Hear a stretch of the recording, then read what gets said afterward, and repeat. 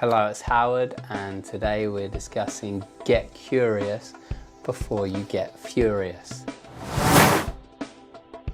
So, why is this so important? This is something I use in a work sense, and I try and use in a home sense and an outside sense.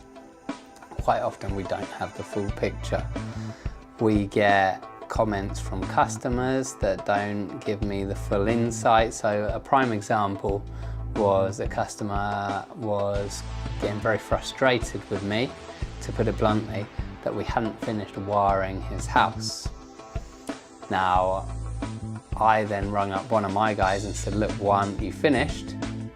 And it turned out they hadn't put two switches on because the customer hadn't got the lights yet to install. So they said it was 4:30, they started at 7:45, they couldn't get the lights working because there were no lights there to fit, so they didn't bother to fit the switches yet. They'll do it when we return rather than staying late to do a task they saw as pointless, which I kind of get. And we'll return and put the switches on and we can get the lights on.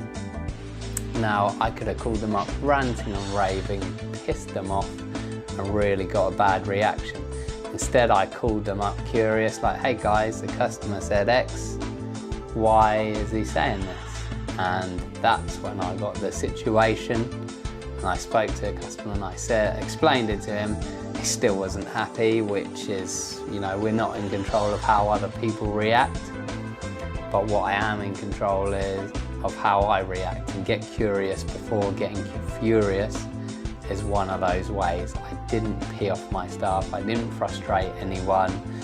They're all as happy as they can be with the situation. There was no point in them working later that day to get a couple of switches on for a couple of lights the customer didn't have yet. So yeah, all ended well. The other reaction was, I could have called them up or messaged them, why the F haven't you done this? What's wrong with you? Why have I got a customer phoning me, giving me this grief?